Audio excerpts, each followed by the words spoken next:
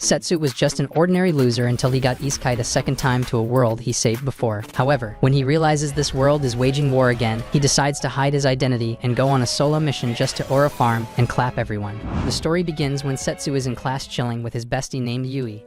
All of a sudden, a magic circle appears on the floor. But while everyone panics, Setsu smiles because he knows they're getting yeeted to another world. Soon after, the students find themselves in an open field and see dark knights charging at them. As they run like chickens, Yui tries to protect Setsu from getting pounded by a dark knight, but Setsu flicks his finger and sends the knight flying. He then holds Yui to make a run for it, and realizes he's been Isekai'd into a war between humans and demons, but is confused because he ended the war 5 years ago. Soon, Elka, a blue-haired female knight, arrives with reinforcements and tells the students to run while she holds off the demons. After Elka's side secures victory, Setsu and the others are brought before the human king.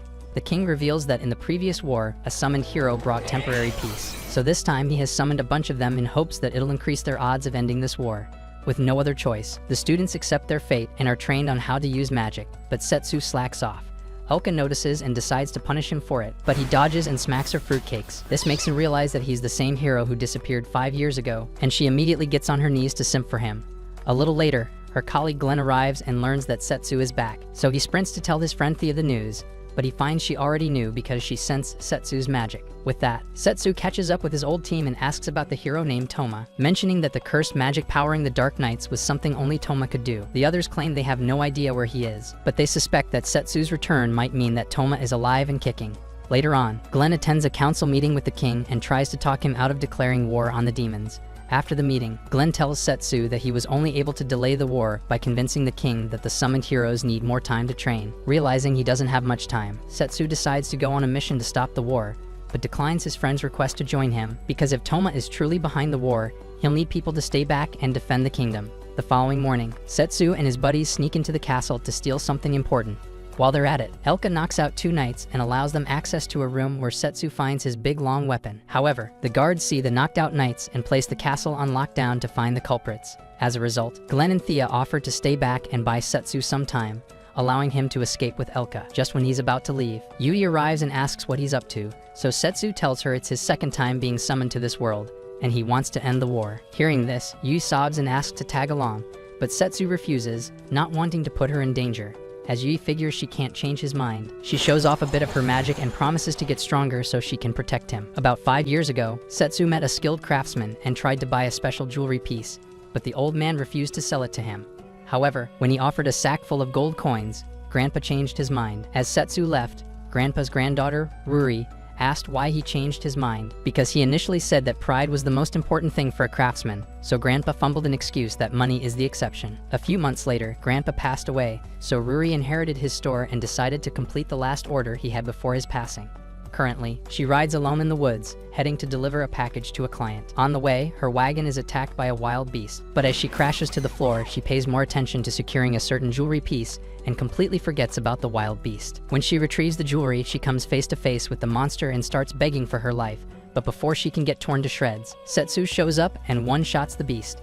At first, Ruri thinks Setsu is going to come after her money, but Setsu insists that he's just passing by, and he only wants to make sure she's safe. As he helps her up, she sees a reflection of the old Setsu in him, but brushes it off because this Setsu isn't Chad enough to be a hero. As Setsu walks off to resume his journey, Ruri begs him to be her guard, offering to pay him once she completes her delivery. At first, Setsu hesitates to accept the offer, but when he thinks about it, he agrees to take her to the nearest port for free. The next morning, when they arrive at the port city, Ruri starts looking for a boat that'll take her to the demon continent, but doesn't find any since there's a war ongoing. While she sulks and wonders what she'll do next, some knights call her for inspection and ask to see her documents. Seeing that she's all good, the knights try to find something to use against her, so they insist on seeing what's in her bag.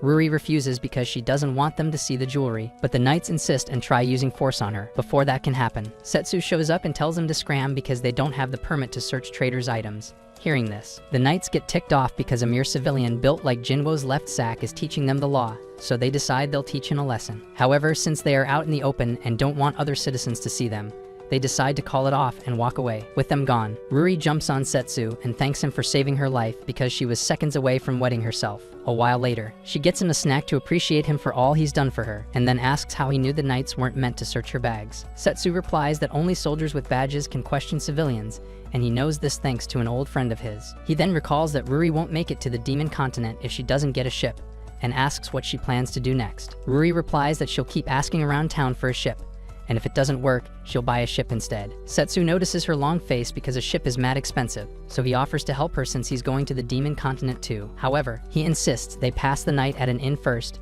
and that Ruri wouldn't need to pay him a dime. A little later, they secure an inn, where Setsu finally gets a warm shower. Once he's done, Ruri prepares to shower too, but before she leaves, she begs Setsu to hold her bag, and even shows him what's inside. Seeing the jewelry, Setsu recalls it's the same one he got from her grandfather about 5 years ago, though he doesn't say anything about it. A few years ago, Ruri's grandfather was the best jeweler in the kingdom because no one could match his genius. One time, he received a request to repair a jewelry he had devoted his time to making, but since he was running out of time to live, he repaired it and begged Ruri to help deliver it to his client. Ruri cried as she accepted the offer since she knew his time was already up, and she also promised to deliver the package no matter what. In the present, Ruri narrates this tale to Setsu and begs him to take care of her package. As she heads off to shower, Setsu opens the box and confirms that it's an enchanted jewelry he gave to someone special, so he begins to wonder whether the person is okay. Around midnight, both Ruri and Setsu lie fast asleep in weird positions on the bed, but Setsu bolts awake when he realizes the knights from earlier are looking for him. Once the knight barges into his room, Ruri bolts awake and freaks out, so Setsu grabs her like tissue paper and jumps out the window. As he runs for his life, the knights close in on him and try to block every exit corner he can use to escape, but he simply jumps over them. Eventually, he outruns them, but since he's only about 6 inches smart, he realizes a bit too late that he's hit a dead end, and Ruri starts panicking again. It doesn't take long for the knights to close in on him, and they start grinning because Setsu has no place to run. To their shock, Setsu carries Ruri and jumps off the city's wall, heading straight for the ocean. While he's in mid-air, an overpowered monster named Livia appears and catches him. Then he casually begs her to ride him off to the demon continent. On the other hand, the knights struggle to believe their eyes, but as one of them asks how they'll report this, another replies that what just happened is a dream, and that dreams can't be reported. Meanwhile, on the trip to the demon continent, Ruri wonders how Setsu became friends with Livia because she's the goddess of the ocean, but she brushes it off as she realizes she's already at her destination. The next morning, Setsu enjoys himself as he watches Livia fight an overpowered kraken. After Livia wins the fight, Setsu introduces Ruri to her, but she ignores her and slams Setsu for not helping her in the fight. As Setsu claims it's because she can handle herself, Livia gets pissed because she hasn't seen him in 5 years, and the first thing he did was use her as a cheap ride to his destination and as a form of entertainment. As punishment, she tells Setsu to handle the kraken, and the next thing he knows, he finds himself cooking the kraken's meat. When he's done cooking, Ruri tastes his meat and realizes it's delicious, while Livia remarks that she likes hers raw. After that, Livia points Ruri to the demon castle, where her package is going, but Ruri is shocked when Livia tells her that her client is Dizes, the demon lord. Once Livia finishes her meal, she prepares to head back into the ocean because she's done with Setsu, but Setsu begs her to tag along because it's been a while. Hearing this, Livia snaps and reminds him that she kept her promise of maintaining peace in the ocean, only for him to return after 5 years with another chick. As Setsu tries to defend himself, some demon younglings show up and assume he's having a lover's quarrel with Livia, so they try to make him apologize to her. Since Setsu isn't feeling up to it, he tries to bribe the younglings with his fried meat. However, after the younglings have it, they beg him to make more because they like it, and Livia supports them, forcing Setsu to cook the whole kraken. In the next town, the civilians complain about the kraken because it stopped them from fishing and has spoiled business for them, but they're shocked when Setsu casually rolls in the kraken's remains.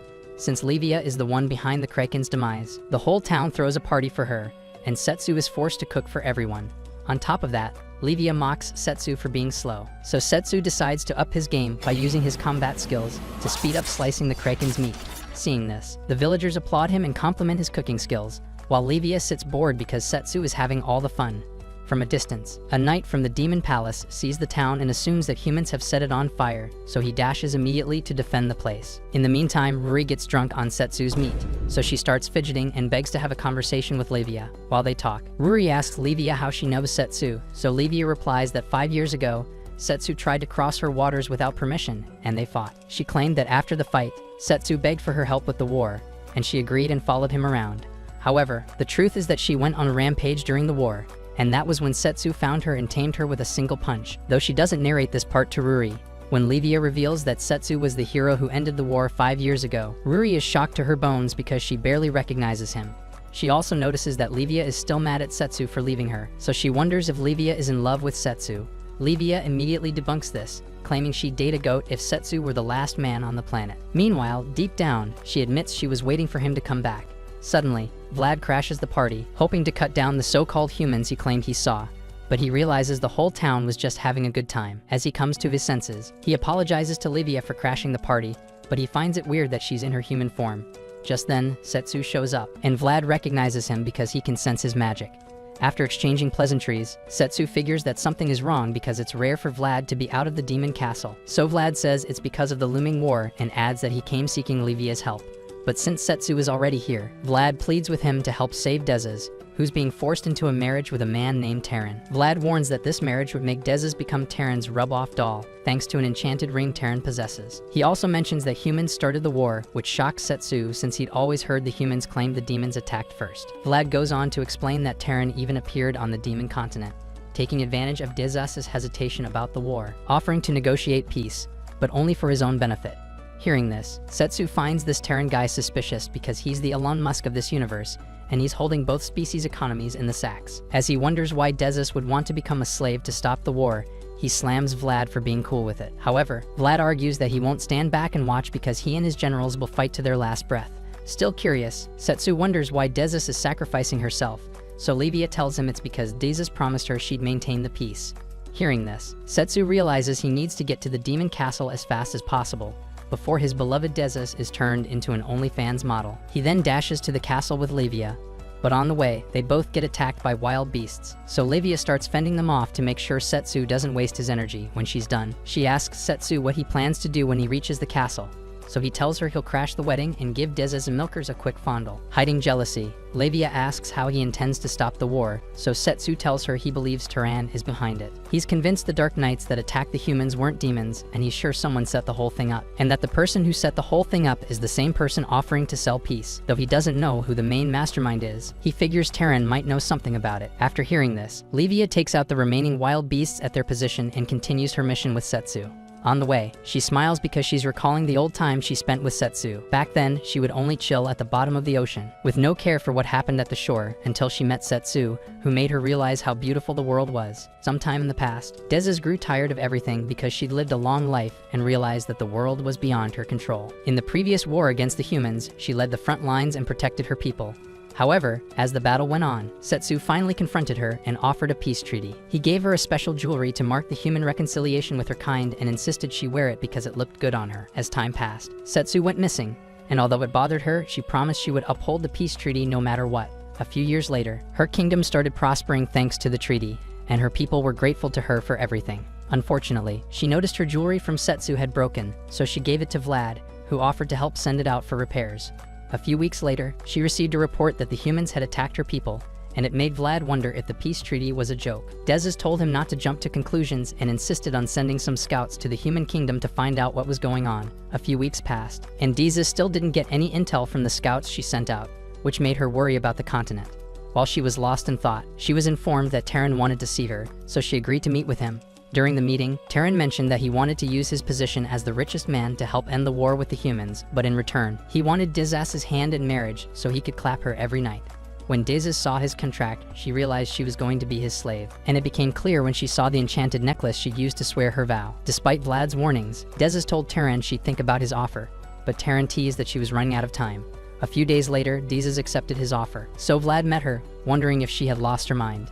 He promised to fight to his last breath if it came down to it, but Dezes told him to stand down because she didn't want the bloodshed. She then asked him if he thought she was unfit to be the demon lord, but Vlad ignored her and walked away. In the meantime, Terran left the demon castle, pleased that he was able to bag the hottest demon chick in all of Annie and Dare recaps. While he left the demon capital, he spoke to an unidentified hooded guy and questioned if it was high time they withdrew the Dark Knights attacking the humans, but the hooded guy refused because of his master. Presently, it's the day of the wedding, and lots of distinguished guests gather at a church to witness the ceremony. In the crowd, some demons looked pissed because they were against the marriage, but they couldn't do anything because the hooded guy and his sorcerers were there. Soon, Dezes marches in, wearing a white wedding dress, and some unmentionables to fit Terran's degenerate taste. As the crowd cheers loudly, she walks down the aisle and meets Terran at the altar, who who is seething to marry her already. As the priest begins the ritual, Terran reveals the enchanted necklace, announcing that he'll become the new demon lord and bring peace to the world. After the crowd cheers for him, he tells Dezes to pledge her eternal love to him, but that's when Dezes starts getting flashbacks about her time with Setsu. Deep down, she tears up, wishing she could see Setsu again. But speaking of the devil, Setsu arrives like a jeep. While everyone runs out, thinking the place is under attack, Setsu tells Dezes he traveled all the way to save her, and it makes Terran freak out. Scared and frustrated, Terran orders his sorcerers to attack Setsu, but Livia appears and eliminates them one by one. Dezes is shocked to see her because it's been a long time, but rather than say hi, Livia roasts her for wearing a white wedding dress. Just then, the hooded guy attacks Livia with his magic, but although Livia moves swiftly to dodge, she gets restrained by his spell. Seeing that she's now vulnerable, the hooded guy decides to finish her off, but Setsu arrives at the nick of time and saves her. He then speeds behind Hoodie and lands a surprise attack on him that sends him flying away. As Hoodie recovers, he quickly realizes he's up against the great hero Setsu, so he decides to take the battle seriously because he wants to report Setsu's existence to his master. With that said, Hoodie attempts a surprise attack on Setsu, but Setsu counters and beats him to a pulp. After having enough of Setsu's fists, Hoodie realizes he'll lose his head if he keeps fighting, so he runs like a chicken to report his findings to his master. With Hoodie gone, Dezes jumps and hugs Setsu, telling him she's missed his face and sausage all these years. She then asks where he's been all these years, but Setsu tells her it's a long story and that he's glad she's safe.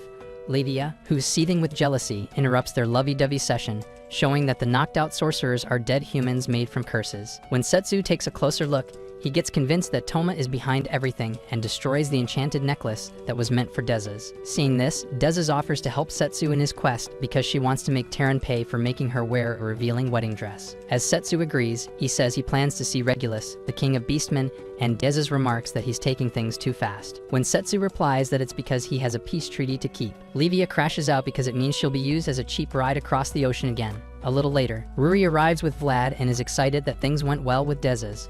She then gives Setsu the jewelry, telling him that he's the perfect person to hand it to Dezes, so Setsu takes it and puts it on Dezes' neck, making her happy. In the past, when Setsu was still on Earth, his mother introduced him to Yui and wanted them to become friends, but Setsu wasn't feeling it. Yui already realized he was the king of guys who didn't like drama, but she kept pushing to be close to him, especially because they were neighbors. As time went on, Setsu opened up and started getting friendly with her, and that was how she realized he was a kind person. One day, Yui told Setsu that she would take summer lessons so she could up her grades and attend the same school as him. However, Setsu bluntly told her not to sweat it, insisting that she aimed to get into an easier school. His reply broke Yui's heart, and although she made it obvious, Setsu couldn't tell why she was pissed. Since then, Yui paid more attention in class and spent extra hours studying to improve her grades. Unfortunately, when she was done writing an exam, she realized she wasn't good enough, and her hopes of being with Setsu were shattered. That evening, as she walked home in tears, some of her colleagues noticed her mood and told her to give up on school and hang out with them instead. But Setsu arrived and told them to scram. He then told Yui that those guys weren't wrong about her giving up, but Yui still insisted she wanted to attend the same school as Setsu. Seeing her determination, Setsu offered to tutor her, but warned that he'd be hard on her no matter how much she cries and complains. Hearing this, Yui was excited and looked forward to studying with Setsu, whom she was madly in love with. Presently, Elka trains the summoned heroes on how to use magic, but when it reaches Yui's turn, she obliterates her target. Elka commends her for improving so much in a short time and ends the training session. However, as she walks away with Glenn, Yui meets them and asks if they were Setsu's companions. As Glenn confirms this, Elka mentions that she has utmost respect for Setsu and wishes she could stand by him forever. She then asks Yui what she wants, and the girl demands special training, all because she wants to be with Setsu too. Although Elka is shocked by her request, she agrees to train her and decides to test her fighting skills on the castle walls. As their sparring contest begins, Elka assumes an attack stance and charges at Yui with brute force, so Yui uses everything she's got to block. Elka follows up with multiple sword slashes, and when she notices Yui has gotten the hang of blocking, she lands aerial icy strikes on her. Impressively, Yui counters her attacks with fire magic, but struggles to hold her own when Elka's raw strength is up against hers. As Elka notices this, she ends the match and remarks that Yui is stronger than she realizes, but she lacks something important to stand by Setsu's side. Out of curiosity, Yui asks what she lacks, so Elka leads her to a sewer that is infested by monsters and tells her she'll have to fight a monster. A chill runs down Yui's spine the moment she sees a huge lizard coming out of the sewers, and it gets worse when she realizes she'll have to fight it. On the other hand, Elka tells her to stop acting like a chicken and fight the lizard, so she attacks it with a fireball. As the lizard yells in pain, Yui assumes she secured the win, but pays the price for rejoicing too early as the lizard scratches her arm. Scared for her life, she unleashes a fire attack that sends the lizard backward, but it's not enough to eliminate it. Elka bluntly tells Yui to finish the lizard off, insisting that she has to take a life to survive the war and protect those she cares about, since Yui doesn't have the guts to do it. Elka points out that it's what she lacks and decides to show her how it's done. After Elka unalives the lizard, she walks away, while Yui sulks, wondering how she'll stomach taking a life. Later that night, Yui stays up thinking about what Elka said, but she snaps out of it when Thea walks in and heals her wounds. Yui thanks Thea for the help, while Thea calls Elka crazy for sending Yui up against a monster. When Yui admits she asked for it, Thea tells her that Elka was only being hard on her because she sees her as an equal, but the issue is that she can't train drive into her. Out of curiosity, Thea asks Yui why she wants to be with Setsu so badly, reminding her that being around him will put her in lots of danger. Yui replies that it's because Setsu has helped her out her whole life, and she wants to help him in return. Thea smiles after hearing this, and wishes Yui luck in getting what she wants. As she exits the room, she tells Elka that Yui will be alright, but Elka is more worried about what will happen to Yui if she fights alongside Setsu in the war. Although Thea admits she's worried about this, she tells Elka that it's left for Yui to pick her motive, and no one else, including Setsu, can decide that for her. The following day, Yuri meets Glenn and opens up about her issues with taking a life, and also asks how he's cool with it. Glenn simply tells her he only fights to make sure the people around him don't suffer, and it's work for him as a knight. Before leaving, he advises her to pick what she's cool with, adding that it's what Setsu would want. Immediately, Yui starts thinking hard, and it doesn't take long for her to find the answer. That afternoon, while she's training, she fires a fireball at her target and obliterates it, leaving Elka shocked. So that evening, she follows Elka to the sewers, hoping to face another monster and complete her training. As a lizard arrives to attack her, Yui focuses most of her magic into her staff, and then unleashes a deadly fireball that leaves the monster screaming. As the fire goes out, Elka compliments Yui for eliminating the lizard, but Yui tells her the lizard is still alive and she only used just enough magic to render it immobile. She still insists on not taking a life, and promises to never lose to an opponent because of it. Hearing this, Elka gets surprised and realizes she thinks the same way as Setsu, but she warns that her notion will require lots of power to pull off. To this, Yui replies that she'll keep up and become stronger so she can keep her promise of protecting Setsu and everyone else. The following day, Glenn announces to the summoned heroes that they'll be marching to the Demon Continent the following day, insisting they prepare themselves for war. While other students complain about being undertrained, Yui is the only exception, and she looks forward to joining Setsu in battle. In the meantime, Setsu is currently on a trip to the Beastman Continent, and he slams Livia for being too comfortable. As he reminds her that she promised to tag along with him no matter what, she asks what his deal is because she's not done anything wrong. When she recalls that he'll be riding on her like a boat when they get to the port, she snaps and tells him to pay for her services with his breakfast, and he agrees since he has no choice. However, their wagon stops, and their rider allows two demon chicks to tag along with them. Setsu immediately recognizes one of them, named Elise, because she used to be his student before he was yeeted back to Earth. As Setsu introduces Elise to Livia, Elise brags about being Setsu's top student, claiming that Setsu used to give her private tutor lessons at night. Hearing this, Livia desires the private tutor lessons, but she says nothing since she doesn't want them to know she's a pick-me baddie after Setsu's nuclear sausage. Elise then introduces the girl beside her as her sister, named Amel, though she reveals they aren't related. Out of curiosity, Elise asks Setsu where he's been all these years, and Livia insists he answers because she's also clueless. Left with no choice, Setsu tells them about his fight with Toma, and also how he got yeeted out and back into this world. After that, he begs Elise to join him on the Beastman Continent as she did 5 years ago, but Elise surprisingly declines. She says it's because she's caught up in a serious situation, and Amel chips in that it's because of her. Apparently, Elise started taking jobs ever since Setsu vanished, until she accepted a mission to slay a dragon attacking a village. Back then, when she accepted the mission, she was introduced to Amel, who was responsible for hosting her, and they quickly became attached. One night, Amel opened up about her brother, who she claims had been missing since the dragon first appeared in the village. When Elise heard this, she felt sorry for Amel and decided to stay with her and fill the void of losing a sibling. Currently, Elise narrates her story to Setsu, so Setsu interrupts, asking if Amel's brother went missing because he was eaten by the dragon, but Elise claims that's not the case. Apparently, every time there was a dragon attack in the village, the villagers usually went missing. She found this weird because normally when a dragon attacks, they should leave behind some evidence of a battle, but in her case, the villagers disappeared with no trace. Back then, Elise thought the only thing she had to do was defeat the dragon, so she set up a trap to lure the dragon to the village so she could finish it off. While she was doing that, Amel was worried about her, but she convinced her to go back inside because the battle would be dangerous. Mere seconds after Amel left, the dragon showed up as expected, and Elise put up a good fight against it. She attacked the dragon until it bailed and flew away, but she still chased after it to end it. On the way, she lost track of the dragon, so she decided to return to the village, but was horrified to find that everyone except Amel had gone missing. Presently, Elise reveals that she intends to find Amel's brother and the rest of the villagers, but she doesn't know where to start. As she asks Setsu for ideas, he tells her he's as smart as a brick, but he and Livia promise to help in any way they can. Elise thanks him for it, and Amel follows suit, but mistakenly addresses Livia as Setsu's wife, causing the hot blue fish to choke. As time goes on, Livia thinks about Amel's case and mentions that it can only be explained by a zombie attack. She claims that someone in the village might have been a necromancer, and that the dragon was a zombie too. However, after she's done spitting this nonsense, Setsu reverts her to factory settings, but rather than shut up, she mentions that sirens might have caused the villagers' disappearance. Hearing this, Amel mentions that sea monsters are easy to identify because they have a unique smell, but since she figures Livia is a sea monster, she insists she doesn't stink. After that, Setsu starts his madness, claiming that space monsters might have caused the villagers' disappearance, so Livia smacks him in the head to make him think straight. At some point, their rider stops the wagon because of the rain, and it annoys Setsu because his trip will be delayed. Thinking back, he wonders why the dragon kept attacking the village repeatedly, so Livia mentions that it might have been drawn to the people's magic. She explains that magic power can attract monsters, and claims that if powerful magic is used inside the village, then it's normal for the dragon to get attracted to it. Hearing this, Setsu then asks what would explain the villagers' disappearance, and Livia becomes clueless. On second thought, Setsu figures that only teleportation magic can explain the villagers' disappearance because the person who cast it might be the person who attracted the dragon, and the only person who fits that is Amel. Hearing this, Amel acts defensively and tries to fumble an excuse to prove her innocence. However, Setsu reminds her that she could tell Livia was a sea monster, and Livia isn't the kind that can be detected easily.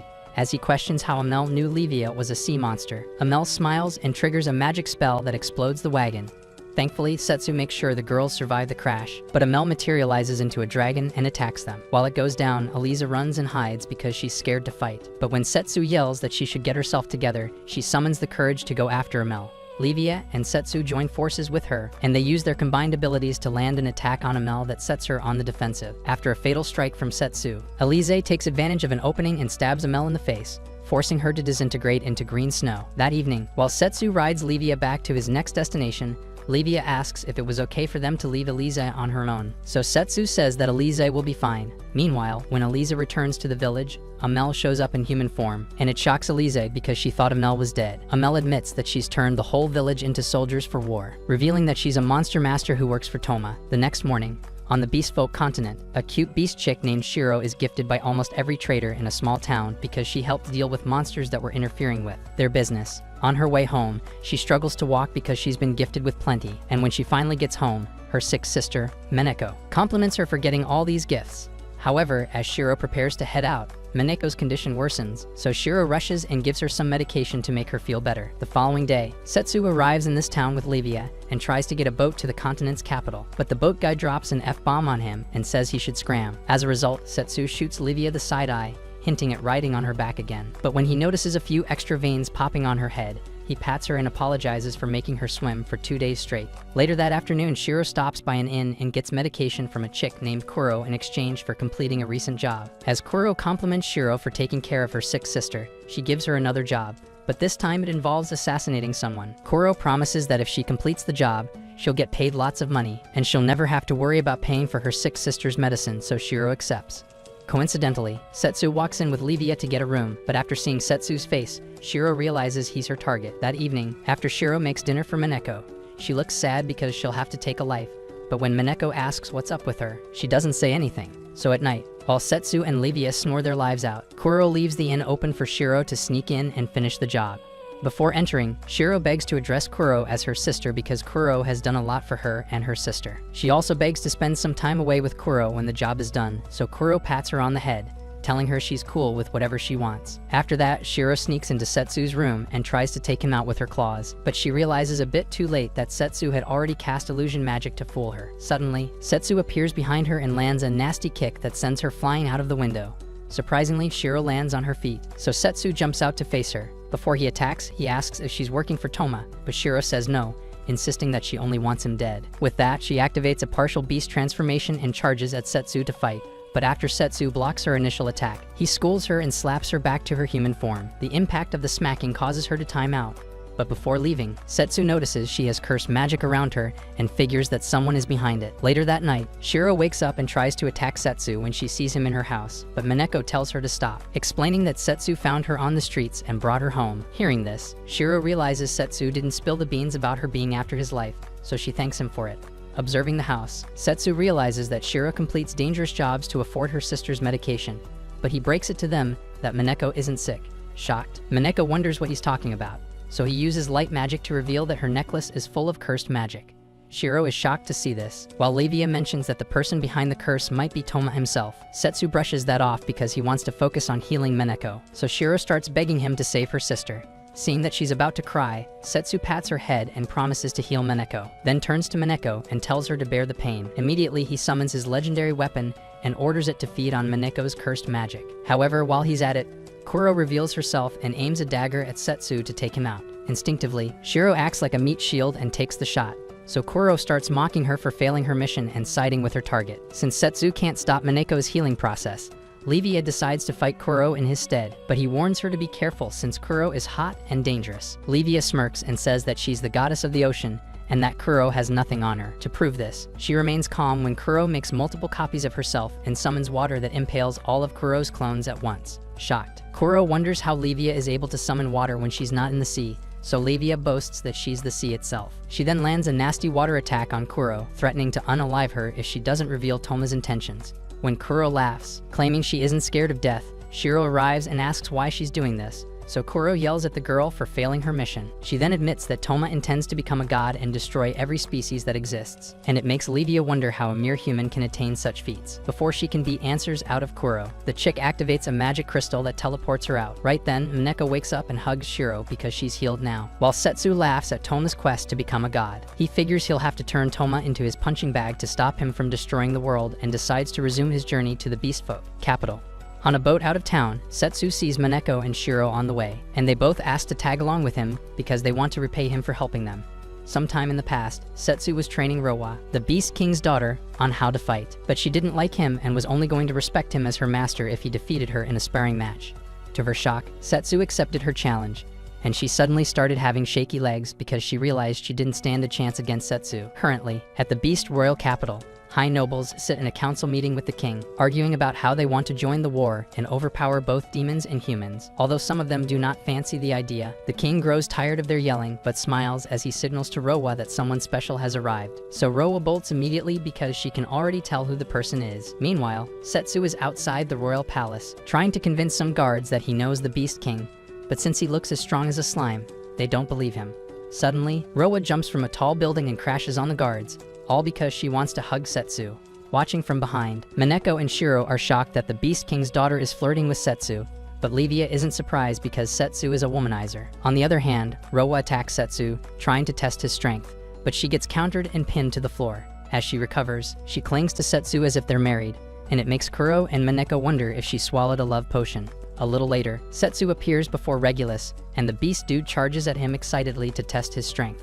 As expected, he gets pinned to the floor, but he proceeds to compliment Setsu's raw strength. Looking around, Setsu notices that all the high nobles are passed out, and he realizes Regulus must have given them a beating to make them shut up. Regulus laughs it off as no big deal, and then announces a feast to celebrate Setsu's surprise visit. Before the preparations begin, he begs Setsu to engage him in a duel, but Setsu declines because he's here to talk about the war. He tells Regulus that Toma is alive and then asks for his military support to end the war.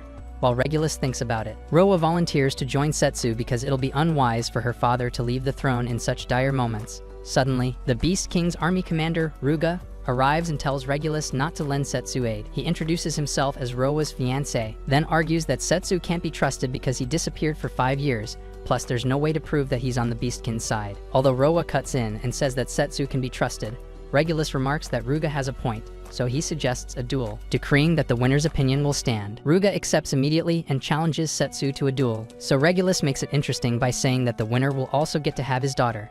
Left with no choice, Setsu accepts, and the duel is scheduled for the next day around noon. That afternoon, Setsu complains that beast folk are the worst to convince because they only think with their fists and muscles, but Regulus tells him to break a leg, because if he wins the fight, he'll get an army and a kitty. Rowa giggles after hearing this, insisting that she wants Setsu because he's lean and fit, so it means it'll fit. As the other chicks try to understand this, Livia scoffs and realizes she'll have to try harder if she wants to have Setsu to herself.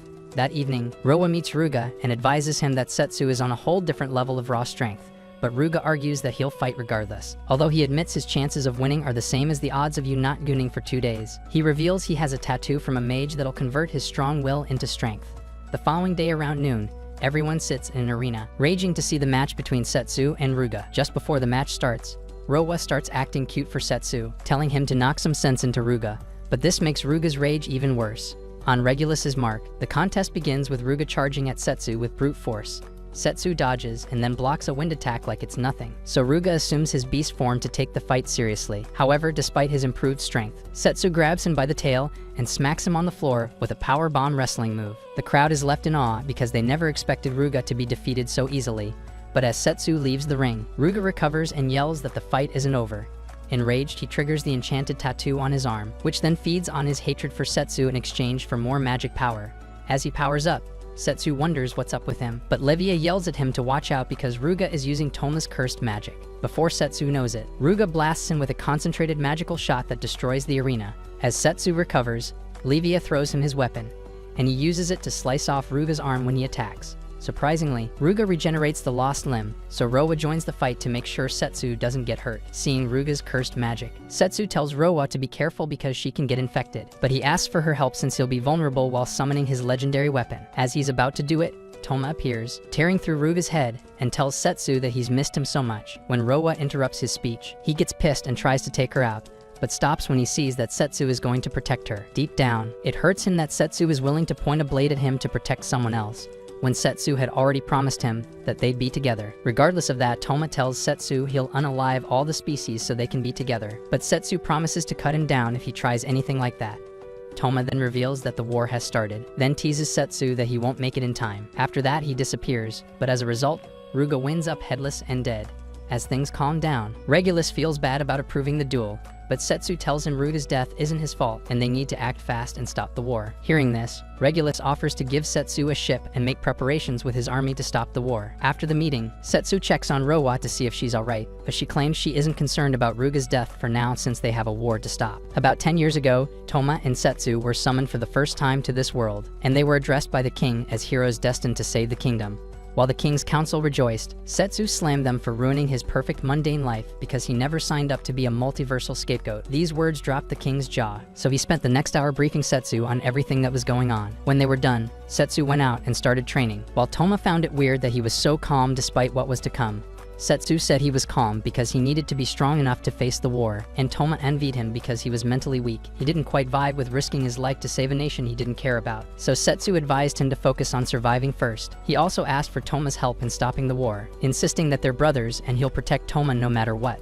Hearing this, Toma felt relieved and held Setsu to his promise of working together like brothers. As time passed, Setsu completed his training and prepared to leave the castle to see the world for himself. But Toma was too scared to join him since he wasn't quite strong yet. Before Setsu left, Toma promised to get stronger and help with the war. So Setsu smiled and asked for them to meet again when they both achieved their dreams. That night, while Setsu set out on a journey with Elka, Glenn, and Thea, Toma watched him, clinging to the promise that they'd be together when he returned. As time went on, Toma improved and became a decorated knight in the kingdom, earning His Majesty's favor. Since the title meant that Toma was a step closer to fulfilling his promise to Setsu, he set out on a mission to attack a demon camp to protect the human kingdom.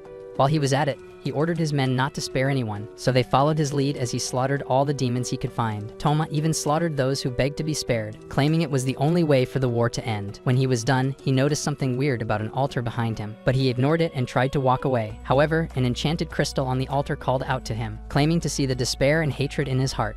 Although Toma ignored the crystal, it promised to grant him his deepest heart's desire, including unmatched power, so Toma yielded and accepted its offer. However, when he got outside, he realized that all of his men were dead, and it worsened his desire to eliminate demons and end the war.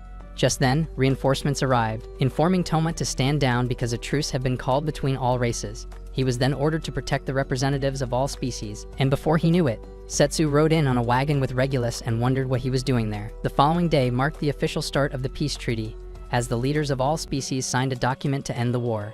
As a result, Setsu was celebrated as a hero, and everyone in the human kingdom ate and drank to his name.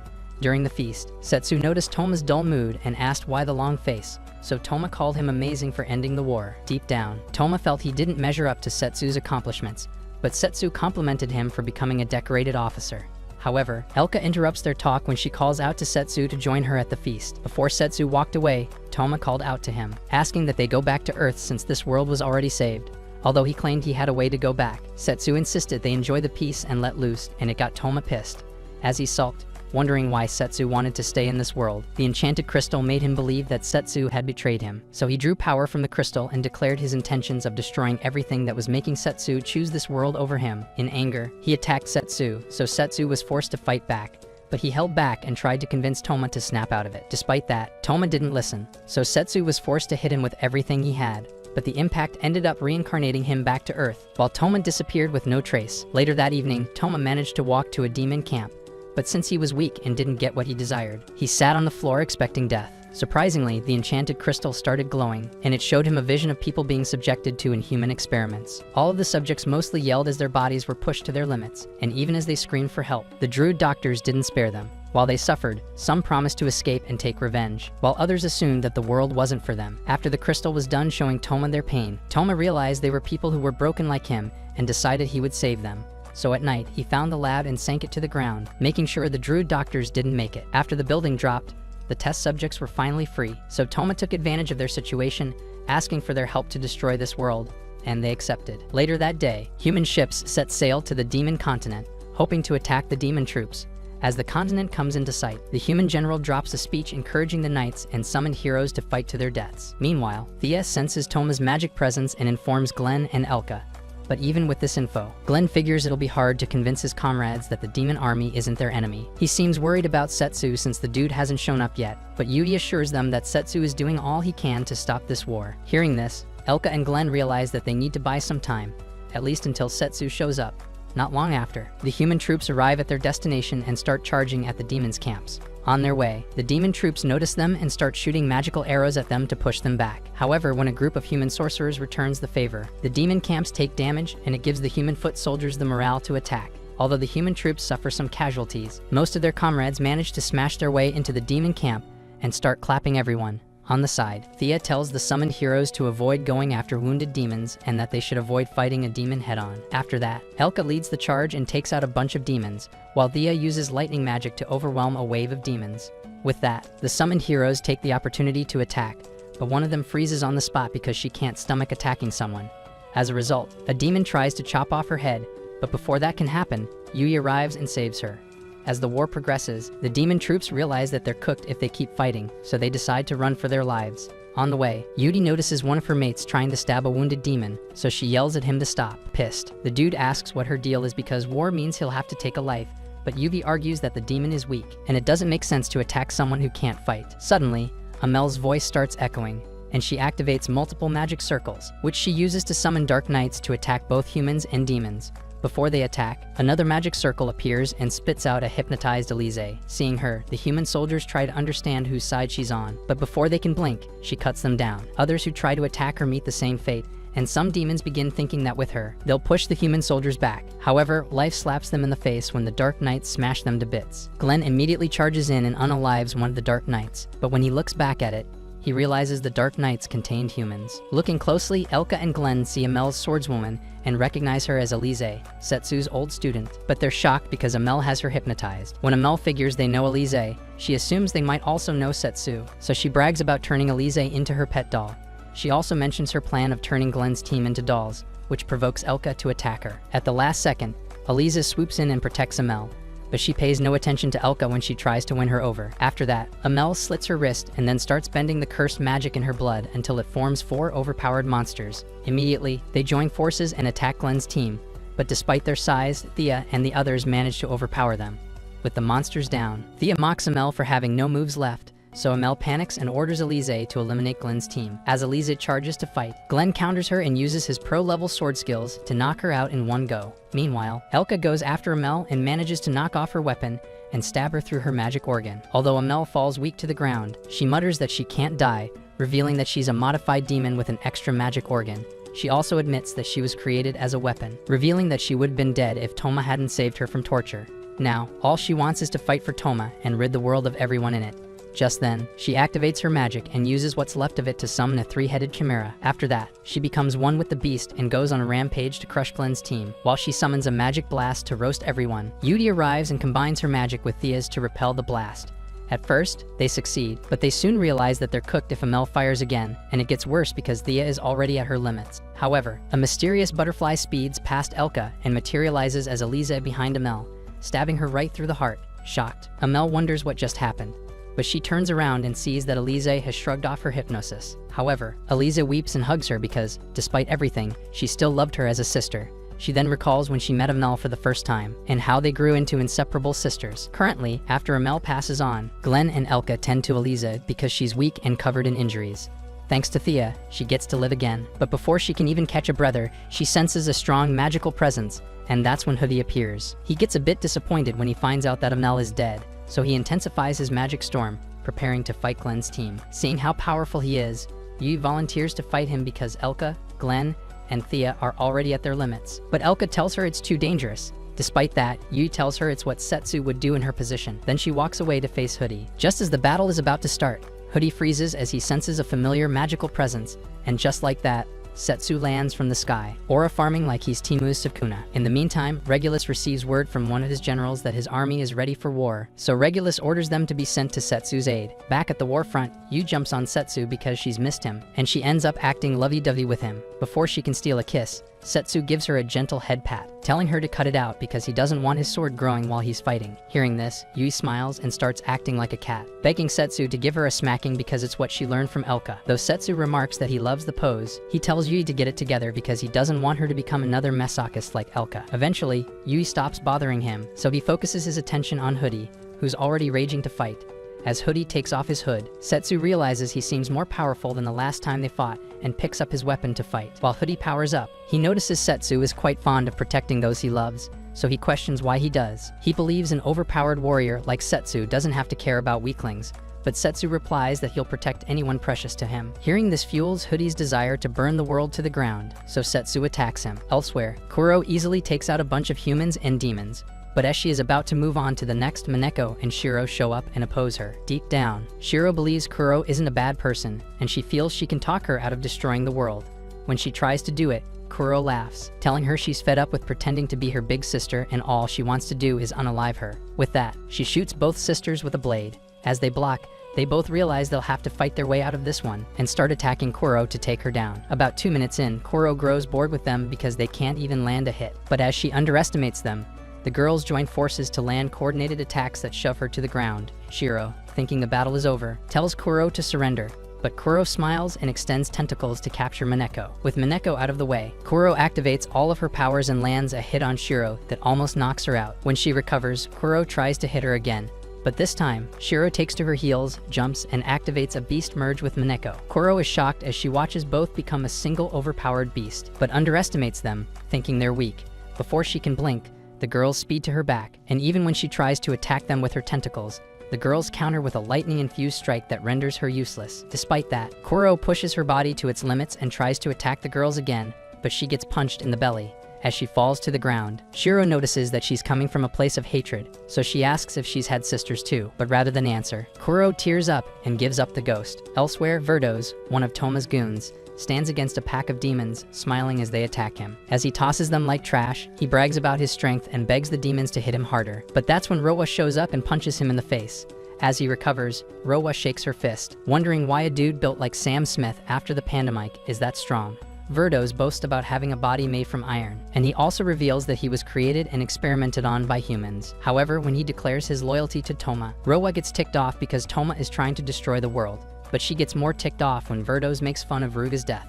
As a result, she charges and lands a nasty kick on him, but the impact tears her muscles, and she starts bleeding. Despite that, she boasts about being the daughter of the Beast King and activates her powers to show that she means business. Unfortunately, Verdos fades to dust, rematerializes as a pack of floating stones, and starts hitting Rowa's body at high speeds. Within seconds, Rowa gives out and falls to the ground, but when Verdos starts mocking her pride, she gets up and activates her beast powers. The sight shocks Verdos, and although he tries his best to stop her with speeding iron balls, Rowa takes them like it's nothing and punches him in the face. After tasting her fist, Verdos recalls an old legend about how beastkins from the royal bloodline can trade their life forces for strength just before they die. So he decides to harden his body to ensure he survives Rowa's wrath. At first, Rowa's punches deal little damage to him, but as she keeps punching him, she breaks through his armor, forcing Verdos to panic. Immediately, he expels multiple spikes that impale Rowa, but even with that, Rowa keeps punching him, trying to prove a point that she isn't a weakling. She manages to pierce through his chest, but her weak state prevents her from finishing him off. Surprised, Verdos uses what's left of his magic to heal her, so when she wakes up, she asks why he did it. Verdos casually replies that watching her fight changed his mind about everything. Then he falls to the ground. Realizing that Verdos has a good heart, Rowa asks why he was working for Toma, so he jokingly replies that it's because he likes hot guys. Back in the fight against Hoodie, Setsu falls victim to Hoodie's trap that restricts his movements. But just as Hoodie tries to chop his head off, he breaks free and blocks. Setsu then tells Hoodie to quit playing with him and summon Toma because there's no way he can win this fight. Hearing this, Hoodie laughs and removes the limit on his powers, then attacks Setsu, hoping to finish him off. This time, Hoodie seems more confident because his armor can absorb the impact of Setsu's strike. So when Setsu notices, he infuses his sword with magic and lands multiple strikes that overload Hoodie's armor. With Hoodie's body exposed, Setsu orders him to stand down, but Hoodie refuses, insisting that his life will become useless if he gives up fighting. As he charges at Setsu again, Setsu smacks him with his sword, causing him to pass out. Right then, Toma notices that all his goons have been defeated, but he acts unconcerned because he's already close to getting what he wants. In the meantime, Livia storms into the demon castle and learns from divas that the war is finally coming to an end. The news excites her, but before she can celebrate, Toma walks into the room and beats both her and divas to a pulp. A little later, Setsu charges into the castle because he knows Toma is there, but he immediately gets ticked off when he finds his girls bleeding and packed together like sardines. When Toma threatens to unalive them, Setsu attacks, but Toma blocks and starts yapping about how they'll have plenty of time to talk together once he ends the world. Setsu charges at Toma again, but as Toma realizes they're nearly evenly matched, he breaks away and aims his sword at Setsu. Setsu blocks, and the impact cracks the sky itself, prompting Livia to cast a shield to protect herself and divas. After that, Setsu taunts that he was just warming up, so Toma dares him to fight for real, summoning a barrage of magical projectiles. As expected, Setsu blocks them, but doing so leaves him open to another of Toma's attacks, which he barely manages to deflect. The impact from the Toma attack leaves Setsu bleeding when the smoke clears, causing Toma to mock Setsu for losing his touch. However, Setsu makes him eat those words by knocking Toma's sword away and serving him fist sandwiches right in the face. When Toma's had enough, he blasts Setsu back with a concentrated burst of magic, so Setsu dodges at the last second and starts mocking him for fighting like a chicken on steroids. Not wanting to let that insult slide, Toma summons his sword again and transforms it into a magic-powered nuclear cannon. One shot completely vaporizes the castle walls, and the destruction even reaches a nearby mountain. Seeing this, Setsu thanks his lucky stars that he dodged or his sacks and unmentionables would taken damage. He charges at Toma anyway, determined to stop him before he destroys the world with magical nukes.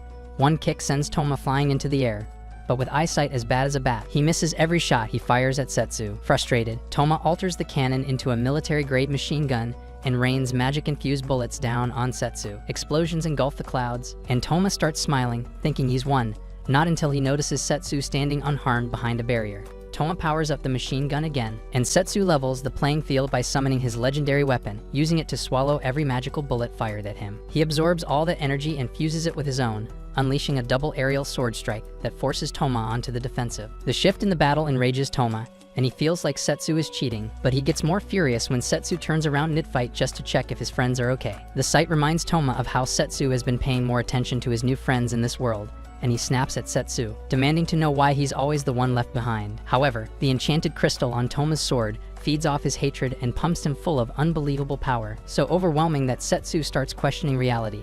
After taking a closer look, Setsu realizes this power isn't coming from Toma alone. Turns out, Toma is also burning away his own life force to keep fighting. As they clash again, Setsu struggles to get close enough to land a hit, yet Toma ends up targeting his friends instead. Thinking fast, Setsu uses his legendary sword to consume most of the blast, but one shot slips past him and slams into the castle. Luckily, Dezes and the others combine their magic just in time to save themselves, but the sight only enrages Toma further. Before he can even blink, Setsu is already in front of him, unleashing a barrage of fatal magical strikes that force Toma to block with everything he has. In the chaos, Toma doesn't notice Setsu slip behind him, and he ends up taking multiple deadly sword blows, capped off by a devastating slash that leaves him helpless. As he hits the ground, Toma assumes Setsu has betrayed him, so the enchanted crystal feeds on the last of his hatred, mutating his weapon into a missile launcher bigger than Donald Trump's 2025 budget. One blast from it forces Setsu to block with his life, but even then he gets fried and yeeted straight into the ground, seeing Setsu down. Toma starts laughing, thrilled that he actually defeated the greatest hero, not until Setsu casually gets back up, as if nothing happened. Toma panics when he suddenly finds himself trapped inside one of Setsu's magical barriers, realizing way too late that Setsu still has more tricks up his sleeve. With shaky legs, Toma tries to summon his weapon again, but Setsu commands his legendary sword to devour the cursed magic until nothing remains. As the curse is drained from him, Toma starts begging for his life, convinced he's done for, but once the cursed magic is purged, he regains control of himself and realizes Setsu only intended to destroy the enchanted crystal. When he asks why Setsu spared him, Setsu explains it's because he still remembered their promise, and because Toma will need to atone for everything he's done. The next day, Toma is placed in solitary confinement. Setsu visits him with news about his punishment, saying that all Toma has to do is use the magic he has left to send the summoned heroes back to Earth. Toma is shocked. So Dezis clarifies that the punishment is that simple, because once Toma loses his power, he'll be no different from an ordinary human. Setsu also advises him to go with the summoned heroes and start over on Earth, which brings Toma to tears. Later that morning, Toma sends the students back to Earth but refuses to join them. When Setsu asks why, Toma says he wants to stay and see the world for himself, so he can figure out what he can contribute to it. That's the end of today's video. If you stayed until now, comment down below plot cans. Leave a like and subscribe to the channel if you want to see hot recaps like this. Don't forget to check out the next video. It might just be your new favorite